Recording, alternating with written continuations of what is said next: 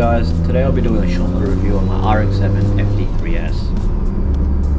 My FD is a 1999 built RX7. Common things that come to mind to other car enthusiasts when you say RX7 is fuel consumption and apex seals. They're pretty much correct. Of course, this will be a review of my car and experiences may differ. I bought the car in 2016 before the price of Japanese import tuner cars went up in value. It was my affordable dream car, something I've always wanted. I bought the car to be used as a weekender and a track day car, but always wanted to keep it street registered so I could take it out and enjoy it. I did, however, daily driving for 6 months, and safe to say my expenses on petrol were astronomically high. This review, however, will be a bit hard for me, as I've owned the car for a while and I know all of it, from all of the objectively good to the bad. The good, in my opinion. My RX7 has a 13B extend port, with a TO4Z turbo making 450 horsepower at the rear wheels.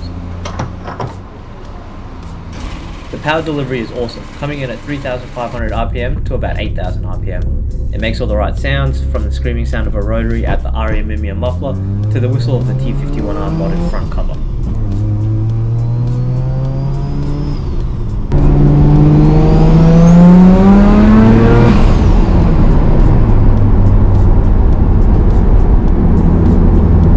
It handles exceptionally well with upgraded front and rear sway bars and the Blitz coilovers.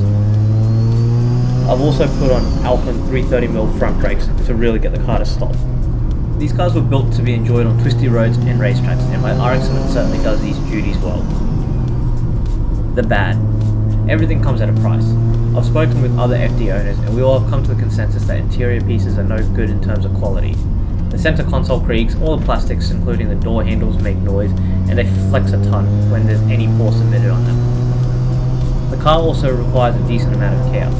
Oil changes, coolant changes, spark plugs are done as per normal car, however, plugs do get fouled quite easily, even from factory.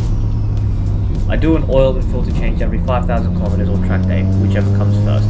Coolant is dropped maybe twice a year and plugs are done once every 4 months or so. As briefly glossed over before, the fuel consumption is absolutely insane. 35 odd litres you get per 100 kilometers is laughable. There are so many other cars that deliver this power and more, and get way better fuel economy. Then there's the interior noise. Due to this being a track orientated car, I've removed the boot trims and rear seats, so you do get increased amounts of road noise and tyre noise. Although there's so many things I'm nitpicky about this car, it's hard to just focus on those things. Like mentioned before, the sounds, the power delivery, the way it handles. There are so many good aspects to this car. I'd also say the styling, but that's because I've modified it and put bits on it that I like. It's a bit hard to review your own creation. The car is definitely what most people expect. Balanced for use on the circuit and through the hills, but also aesthetically pleasing to the view to the eye. Thanks!